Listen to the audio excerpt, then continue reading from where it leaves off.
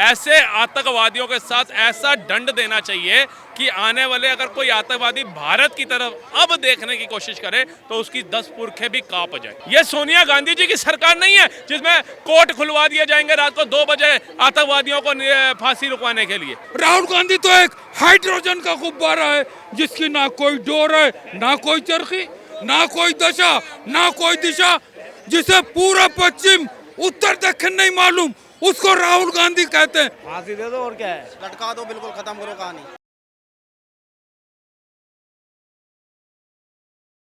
देखिए 26 नवंबर 2008 की वो तारीख आज भी भारतीय लोगों के दिलों में दुख दर्द के साथ आंखों में आंसू ले आती है। वो एक ऐसा पल था जिस पल पूरा देश दहल चुका था। उसमें एक नाम अभी हम पूरे दिन टीवी पर सुन रहे हैं, तहव्वुर राणा, जो कि इस आतंकी हमले का मास्टरमाइंड था, जो अमेरिका की जेल में था, लेकिन इंडिया उसको अपने देश वापस ले आया है। अब सवाल कई खड़े हो रहे हैं कि आखिर उसको जेल में रखा जाएगा, कुछ सबूत मिलेंगे, कुछ और राज खुलेंगे, या फिर कसाब की तरह उसका जो कांग्रेस के ज़माने में खातिरदारी होती थी वो चीज़ हमें देखने को मिलेगी। अब लोगों से मैं पूछूंगा कि भारत की ये बड़ी उपलब्धि है और तहव्वुर राणा जो नाम हम सुन रहे हैं पूरे दिन, उसको लेकर लोग क्या बोलेंगे कि फांसी पर डायरेक्ट लटका देना चाहिए या फिर जेल में उसको पालन पोषण उसका करना चाहिए। क्या नाम है सर आपका? राहुल मेहता साहब। हम पूरे दिन नाम सुन रहे हैं आज सुबह से टीवी में तहव्वुर राणा का। 26/11 सबको याद है, भारत वापस आ गया है। ये भारत की उपलब्धि के तौर पर देख रहे हैं? सबसे पहले तो मैं ये पूछूंगा। बिल्कुल, आज 26/11 जो कहीं ना कहीं दिमाग से हट गई थी बात, आज वो तुकाराम जी जिन्होंने कसाब को पकड़ करके शहीद हुए थे, जिन्होंने अपनी छाती के ऊपर और पीठ पे गोलियां खाई थी, कहीं ना कहीं उनकी एक पिक्चर जो है वो आंखों के सामने आ गई। आज उनको न्याय देने का काम तो भारत सरकार ने किया और असली उनकी आत्मा को शांति तब मिलेगी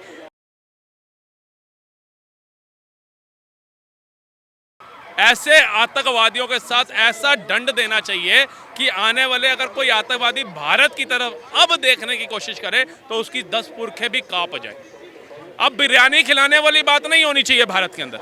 ये कहीं ना कहीं भारत की विदेश नीति है कि अमेरिका जैसी पावरफुल कंट्री से भी आतंकवादी को भारत ला करके उसको दंडित करने का काम चलाया जा रहा है। नहीं तो अभी देख रहे थे लोकसभा चुनाव में कई पार्टियां थी जो बाहर से फंडिंग लेकर के आ रही थी। यहाँ फंडिंग नहीं लाई गई नरेंद्र मोदी जी के द्वारा, यहाँ पर आतंकवादियों को लाया जाता है। यहाँ पर अगर हमारी सेना का जवान भी कोई पाकिस्तान चला जाता है तो उसको भी 24 घंटे में लाया जाता है, अभिनंदन जैसे शूरवीर को। कतर में अगर किसी को फांसी की सजा भी दे दी हमारे जवानों को तो साथ कतर से सैनिक को लाने का भी काम किया जाता है। ये है ना हमारे संविधान के तहत चलने वाली सरकार, नरेंद्र मोदी सरकार के निर्णय, ये है ना हमारी विदेश नीति। लेकिन आप देख रहे होंगे जहां नेशनल मीडिया के ऊपर उस आतंकवादी को भारत ला करके ठोस दंड देने की मुहिम चलाई जा रही है, वहीं पर कुछ नेता जो कह रहे हैं कि भैया उसकी आकर के थोड़ी तारीफ वारीफ करो, उसे बिठाया जाए, उसके ऊपर उसको भी उसके आवाज उठाने का मौका दिया जाए।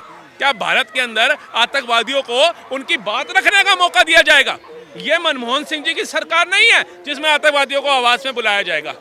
ये सोनिया गांधी जी की सरकार नहीं है जिसमें कोर्ट खुलवा दिए जाएंगे रात को 2 बजे आतंकवादियों को फांसी रुकवाने के लिए। ये कांग्रेस के काले काल की पार्टी नहीं है।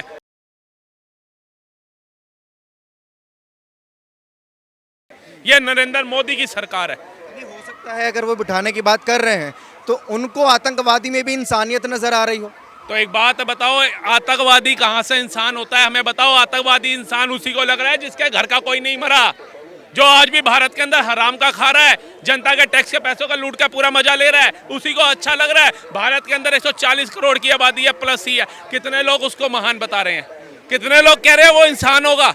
ऐसा दरिंदा इंसान हो सकता है जो हजारों लोगों की हत्याओं का आरोपी हो, जिसने ताज जैसे इस 7 स्टार होटल के अंदर आतंकवादी जैसी घटना को अंजाम दिया हो, जो कलावा बांध करके एक इंसान को भेजता है जाकर के हिंदू बन के जाओ और हिंदू सभ्यता हिंदुओं को जाकर के बदनाम करो।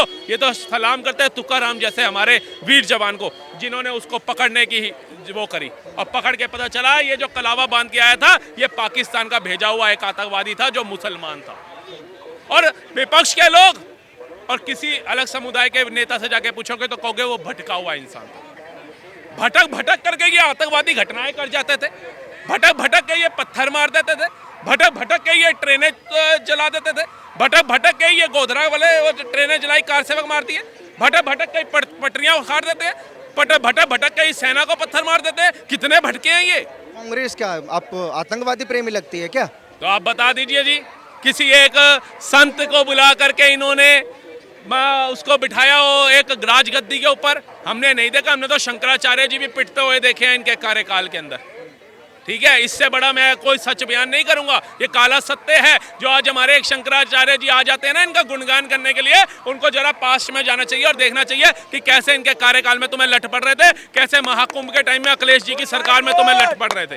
आज कहीं ना कहीं एक साधु की जो एक गुण होने चाहिए, एक साधु का जो आदर होना चाहिए, वो नरेंद्र मोदी सरकार से जाकर के सीखो। जाकर के आज वो फॉर्मेलिटी नहीं करते। अगर किसी के भी मूर्ति के ऊपर जाते हैं, चाहे आप जाइए बाबा साहब का सम्मान करते हुए देख लीजिए, अभी आ रहा है 13 या 14 तारीख को बाबा साहब का जन्मदिन, आप देखिए।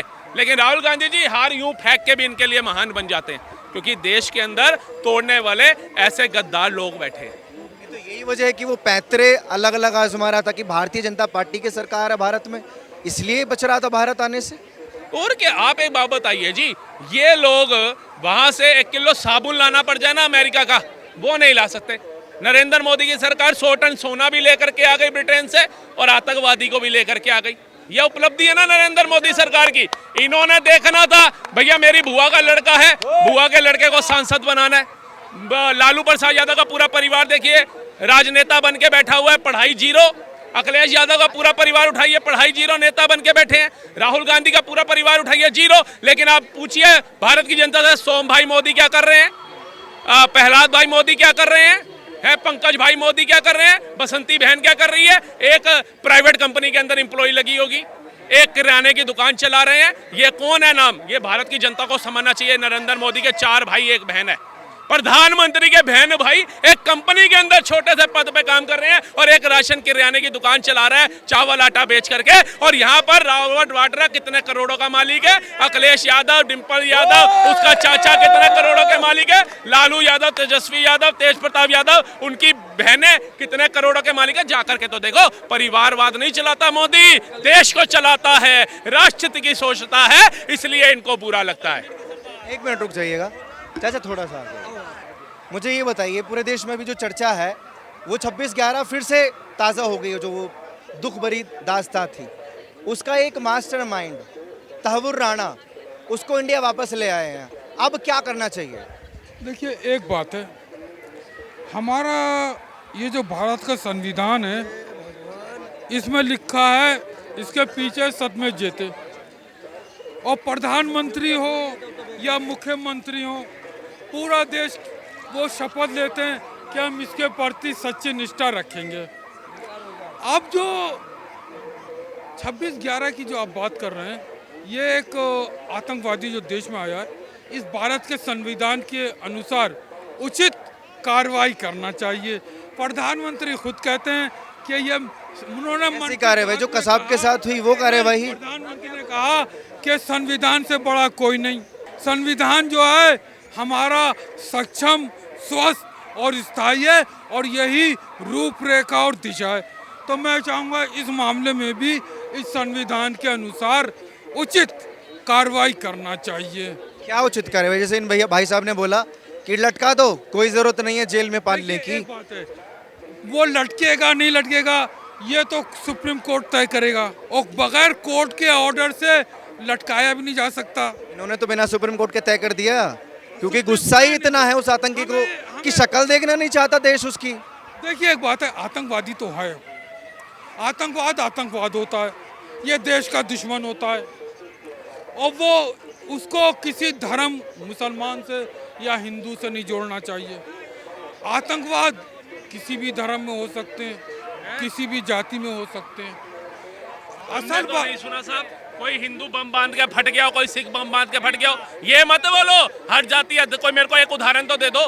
35 साल मेरी उम्र हो गई, 60 साल इनकी हो गई होगी। 2014 के बाद से भाई साहब भी संविधान लेकर के चल रहे हैं राहुल गांधी की तरह। लेकिन आतंकवादी का ये कोई धर्म नहीं होता, पत्थरबाजों का कोई धर्म नहीं होता, रेल की पटरी उतारने वाला कोई धर्म नहीं होता, लव जिहाद करने वालों का कोई धर्म नहीं होता, बहन बेटियों की प्रताड़ना करने वाला कोई धर्म नहीं होता है, ट्रेनें जलाने वालों का कोई धर्म नहीं होता है, कार सेवकों की हत्या करने वाला कोई धर्म नहीं होता। कौन होते हैं ये लोग, कहाँ से आते हैं, कौन इनको पनाह देता है, कौन इनके लिए वकील अपॉइंट करता है हाई कोर्ट सुप्रीम कोर्ट के अंदर। आप और हमारे ऊपर कोई भगवान ना करे कोई मुकदमा हो जाए तो आप और हम वकील अपॉइंट नहीं कर सकते हाई कोर्ट सुप्रीम कोर्ट का, इतनी फीस दे सके।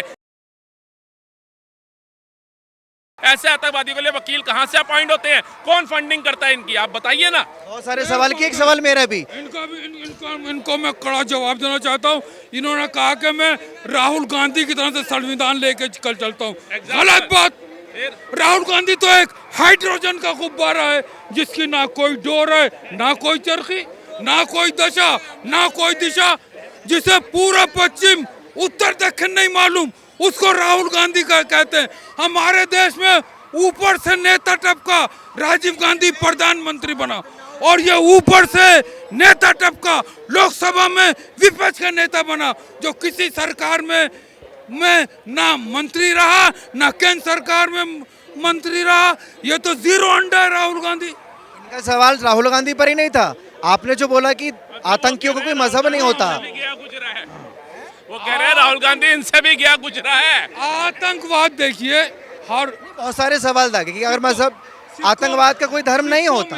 मेरी बात तो सुन लो। एक बात है, सिखों में इंदिरा जी की हत्या पर बलबीर सिंह को गलत फांसी दी गई। वो उसने गोली नहीं चलाई थी, 2 लोगों ने गोली चलाई। सर्टिफिकेट अब अब देंगे इतने सालों बाद। अब आप पूरी बात तो सुन लीजिए पहले। आप ये कहते हैं कि आतंकवाद जो है सिखों में भी है, मुसलमानों में भी है। सिख कहाँ बम लेके फट रहे हैं? हमने तो नहीं देखा। और अब जरूरत इस बात की है, हिंदू कहाँ बम लेके फट रहे हैं? देश में सिख जो है वो लंगर कर रहा है। केरला में बाढ़ आ गई, लंगर करने पहुंच गए। एकता, देश में शांति, कहीं आपदा आ जाए सिख लंगर करने पहुंच और गए। प्रेम अब ये के मियां जी साथ कह रहे हैं वो आतंकवादी। सारे देश को मजबूत बनाना चाहिए। आज गली गली में ये बनेगा मजबूत कि सिख भी आतंकवादी है, हिंदू भी आतंकवादी है, ये बोल के। सारा जीवन त्याग, तपस्या और बलिदानों का नरेंद्र मोदी नेता है। भारत देश और सारे संसार, पूरी दुनिया का, उसने हिंदू मुसलमान सिख इकाई को समाप्त कर दिया, आतंकवाद को भी समाप्त कर रहा है। और जब से योगी उत्तर प्रदेश का मुख्यमंत्री बना है, एक हिंदू मुस्लिम दंगा नहीं हुआ, एक आतंकवादी नहीं पैदा हुआ, सबका सत्यानाश कर दिया। और बुलडोजर जो चले डिस्ट्रिक्ट मजिस्ट्रेट के अनुसार चले। मीटिंग के अंदर एसएसपी साहब मौजूद थे, सारे एसआई और एएसआई मौजूद थे। और जिस इलाके में बुलडोजर गया वहाँ के एसएचओ को कंसर्न गया, जिसके ऊपर बुलडोजर चला वो भागा क्यों? भागा इसलिए या तो दाल में काला था या काले में दाल थी। आज मोदी और योगी, हाँ, मोदी योगी ने बहुत कुछ कर दिया। मेरी बात सुनिए, संविधान के अनुसार चल रहा है। अरे संविधान से चल रहा है। मेरी एक सवाल, भारत का मैं योगी को भारत का प्रधानमंत्री बनाऊंगा और मोदी को राष्ट्रपति बनाऊंगा। बन जाएंगे। और ये दोनों ही शांत जो हो है, जाइए चाचा, विकसित 2 मिनट। भारत सवाल, बना सकते हैं। आतंकवाद का कोई मजहब नहीं है तो कैमरे पे बोलिए, अगर उसको फांसी दी जाएगी जब तहव्वुर राणा को, एक भी मुसलमान उसके जनाजे में दिखाई नहीं देना चाहिए। देखिए एक बात है, बात नहीं है, नहीं देना चाहिए कह रहे हैं। बात तो पहले तो ये है कि हमें आपको पता है कसाब के जनाजे में कितना मुसलमान था? वो पाकिस्तान मना कर रहा है आज, कह रहा है नागरिक नहीं है हमारे देश का वो। हम तो देख रहे हैं उसके पेपर, उसके साइन ही नहीं है। वो मुकर गया, भारत की ताकत इतनी मजबूत हो गई। जनाजे का नाम लेकर क्यों मौन धारण कर लिया? बटक गए, अब संविधान भी भूल गए। ये किताब दिखाने के लिए रहे संविधान की, भूल गए ना। अब इफ बट में आ गए, इफ बट, किंतु परंतु। According to this Constitution of India, Union Cabinet has right to take a decision which is pending for a long or current matter or future matter under the leadership of Prime Minister of India. Prime Minister of India have a discretionary power, but discretionary power. Let me speak.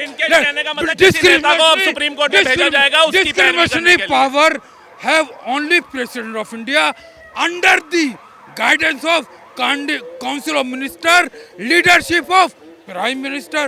They will decide. As a citizen of India, I am neither Chief Justice of India or Justice of Supreme Court or ये संविधान का हवाला दे रहे हैं, अभी बहुत नेता भी निकलेंगे तहव्वुर आने के लिए। इन्होंने कितने प्यार से मुलायम तरीके से साइड से किनारा काट दिया। बात हो रही है उसको भारत में ला करके, ऐसे उग्रवादी को, आतंकवादी को ठोस दंड मिलना चाहिए, नहीं मिलना चाहिए। मियां जी ने क्या बोला? मैं जस्टिस ऑफ इंडिया थोड़ी ना हूँ, वो फैसला वो करेंगे, सरकार करेगी, कोर्ट करेगा, ये करेगा। लेकिन जब किसी बहराइच की घटना हो जाती है, वहाँ पे ऑन द स्पॉट फैसला कौन करता है? जब सेना को पत्थर मारते हैं तब कौन ऑन द स्पॉट करता है? संभल के अंदर पुलिस वालों को पत्थर मारे थे तब क्यों नहीं बोलते? तब भी तो फिर कोर्ट है ना, कोर्ट फैसला करेगी। उसी संविधान, उसी कोर्ट के तहत तो संभल के अंदर सर्वे करने गई थी सर्वे टीम, कोई अपनी मर्जी से गई थी। कहाँ है उसको पत्थर मारा गया? बताइए ना, कहाँ है पत्थर मारा गया? एकदम ही खिसक रहे हैं पत्थर अभी निकल लिए। अब्दुल चाचा, खिसकी नहीं, लेकिन जो ये सवाल का जवाब नहीं दे पाए, नहीं देंगे। आपके हिसाब से कोई और सॉल्यूशन है इस सरकार के पास कि उसके जनाजे का कोई तोड़ निकल सके कि एक मुसलमान उसके जनाजे में शामिल नहीं हो? नहीं सर, मैं आपको बताऊं, ये जो सच्चाइयां है ना, छुपानी नहीं चाहिए।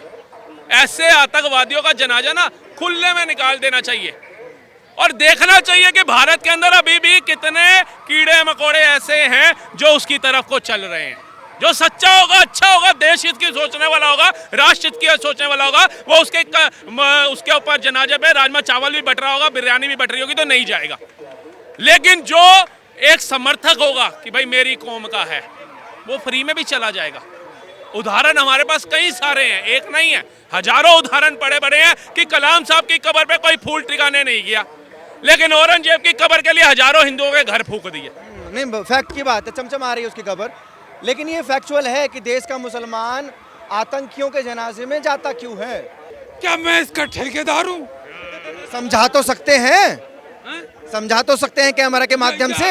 या मोदी ने मुझे मंत्री बनाया है भारत सरकार का, जो मैं बोलूं? आपसे सीखने का संविधान के ठेकेदार हो, संविधान को साथ लेकर चल रहे हो, संविधान का ठेकेदार लॉ मिनिस्टर है, तो संविधान काहे लेके चल रहे हो? संविधान के ठेकेदार नहीं हो। लेके चल रहा हूँ। क्या इसके प्रति मुझे सच्ची निष्ठा है और सच्ची निष्ठा के अनुसार इसके दिल की बात मुझे बताइए, क्यों आखिर दिल पसीज जाता है भारतीय मुसलमानों का कि एक आतंकी के जनाजे में भी वो पहुंच जाते हैं?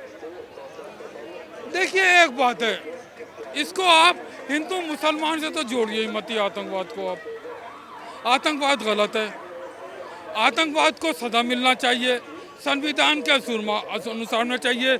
मृत्यु दंड होता है तो मृत्यु दंड देना चाहिए।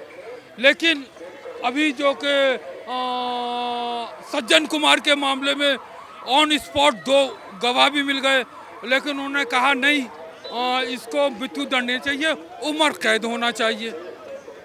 एक बात है, इसमें लाइफ टू लिबर्टी भारत संविधान में जीने का अधिकार हर एक को है। बिल्कुल सही बात है। एक ये भी मुस्लिम है और एक मुंबई के छोटू चाय वाला है जो मोहम्मद उर्फ तौफीक भी उनको नाम से भी जाना जाता है, वो भी मुसलमान है। वो तो सरकार से ये कह रहे हैं कि बातें आपने सुनी, वो कह रहे हैं कि सीधा आते ही उसको फांसी पर लटका दिया जाए, ऐसे आतंकियों को पालने की जरूरत ही नहीं है। मैं बार बार क्यों कहता हूं कि अगर आपकी सोच कलाम वली है, आपकी सोच मीर अब्दुल हमीद वली है, तो आपको भारत की जनता सराखों पे रखेगी। बनो ना ये चाय वाले की तरह, बयान दो ना। एक चाय वाले ने पूरे देश की दशा बदल दी, विकसित भारत की ओर ले जा रहा है। एक चाय वाला ऐसे आतंकवादियों के लिए ठोस कार्रवाई करने की मांग कर रहा है, तो बनो ना, ऐसे लोग क्यों नहीं बनते? जब गुनाहगार कोई मुसलमान होगा तो भैया संविधान से चलेंगे, कोई दूसरा होगा नो इफ नो बट सीधा ठा। यह कौन से संविधान में लिखा है? फिर क्या जवाब है? आप पहले इस भारत के संविधान को पढ़ लीजिए। और आतंकियों के लिए भी संविधान की जरूरत पड़ेगी क्या? क्या? जब उन्होंने 166 लोगों को मार दिया तब कहाँ चला गया था संविधान? इसमें लाइफ टू लिबर्टी भी लिखा क्यों चाचा, जब 166 लोग मर गए है कि जीने का अधिकार तब कहाँ गया ये संविधान? और इस संविधान के मुताबिक बोलो वक्फ बोर्ड के लिए जो हाई कोर्ट का दरवाजा खटकाए ना मुस्लिम पर्सनल लॉ वाले, उनको बोलो देश संविधान से चलेगा, एक देश एक कानून होना चाहिए। मुस्लिम पर्सनल लॉ भारत में क्या कर रहा है? आप बहुत संविधान की किताब लेकर के चल रहे हो ना, तो देश इस संविधान से चलना चाहिए ना, एक देश एक कानून व्यवस्था होनी चाहिए ना। मुस्लिम पर्सनल लॉ क्या कर रहा है, पूछिए इनसे। जवाब दे। मुस्लिम शरिया क्या कर रहा है भारत में? मुस्लिम पर्सनल लॉ का एक बोर्ड है, क्यों है? उसके मेंबर है, क्यों है? वो उसमें खुद भारत सरकार के मंत्री प्रोग्राम किसने क्यों बनाया? है? क्यों क्या है? आवश्यकता बनी? ये संविधान में लिखा है बाबा साहब भीमराव अंबेडकर ने। ये किसने तो- इसकी धज्जियां उड़ा करके लिखा? मुस्लिम पर्सनल लॉ तो क्यों उड़ाई गई? संविधान आप की ये- किताब उठाने से कुछ नहीं होगा मियां जी, प्रधानमंत्री इसको मानना से ये- सीखो। एक बात है, इस संविधान को एक बात है, हमारे देश में पॉलिसी बहुत अच्छी बनती है। प्लानिंग बहुत अच्छी होती है, प्रोग्राम बहुत अच्छा होता है, लेकिन जो उसका इम्प्लीमेंट होता है, क्रियान्वयन होता है, वो ठीक नहीं होता। क्या कर दिया 93 में? आजादी से लेके अब तक हमें जो अधिकार मिलना चाहिए था इस संविधान के मुताबिक, वो नहीं मिला। मुसलमानों को एक तो ये रिजर्वेशन समाप्त होना चाहिए, वरना मुसलमानों को भी रिजर्वेशन मिलना चाहिए। मुसलमानों को कौन से वाले? SC ST में, OBC में। और हम प्रधानमंत्री को बधाई देते हैं, उन्होंने सुप्रीम कोर्ट में जवाब दिया कि मुसलमानों को रिजर्वेशन मिलेगा। ये दिक्कत आज़ादी से पहले से ही थी और अभी तक है और आगे भी रहेगी कि मुसलमान के साथ भेदभाव होता है। नागपुर में दंगे मुसलमान कर देते हैं, कभी मुर्शिदाबाद में दंगे मुसलमान कर देते हैं, इतना भेदभाव हो रहा है। मुसलमानों को रिजर्वेशन उनकी आबादी के मुताबिक SC ST में शामिल करके अलग से मिलना चाहिए। क्यों चाहिए रिजर्वेशन? इसलिए वक्फ बोर्ड ने कुछ नहीं किया। वक्फ बोर्ड में जोड़ दिया, पसबंदिया भी आ गया, बोरा भी आ गया, महिला भी आ गई और पिछड़े भी आ गए। पहले सिया सुन्नी की चल रही थी, अब सबको जोड़ दिया। ऐश ही ऐश है तुम्हारी। नहीं ऐसा नहीं हुआ। भैया छड्डो यारी, चंगी नहीं हो इश्क मारी, बल्ले बल्ले। अब हम मोदी से कहते हैं, सब मोदी से लो, वक्फ बोर्ड से कुछ मत लो। कि हम तो अपने प्रधानमंत्री से कहेंगे कि मुसलमानों को अब उनकी परसेंटेज के हिसाब से रिजर्वेशन दे दे। और जहाँ तक आतंकवाद की बात है, अगर ये संविधान कह रहा है कि आतंकवाद को फांसी दी जाए तो जरूर दी जाए। संविधान नहीं, देश का नागरिक कह रहा है। देखिए एक बात है, आप क्या चाहते हैं? जो तहव्वुर राणा 26/11 आतंकी हमले का मास्टरमाइंड था, वो भारत आ गया, अभी क्या सुलूक करना चाहिए उसके साथ? फांसी दे दो और क्या है, उनमें है क्या कुछ? सीधा लटका दें? लटका दो, बिल्कुल खत्म करो कहानी। कॉन्स्टिट्यूशनल जो प्रोविजन जो आप करिए संविधान की बातें, देखते हैं क्या होता है। तहव्वुर राणा के साथ क्या होगा ये तो वक्त ही बताएगा कि जेल में उसको सुख सुविधा मिलेंगी या फिर फांसी। क्योंकि देश की जनता तो यही चाहती है कि भाई कसाब की तरह तो बिल्कुल कतई जो है उसको जो वहाँ सुविधा दी गई वो ना दी जाए। आप लोग प्लीज़ अपने राय कमेंट सेक्शन में दीजिए और ऐसी खबरों के लिए आप देखते रहिए ओ न्यूज़ हिंदी।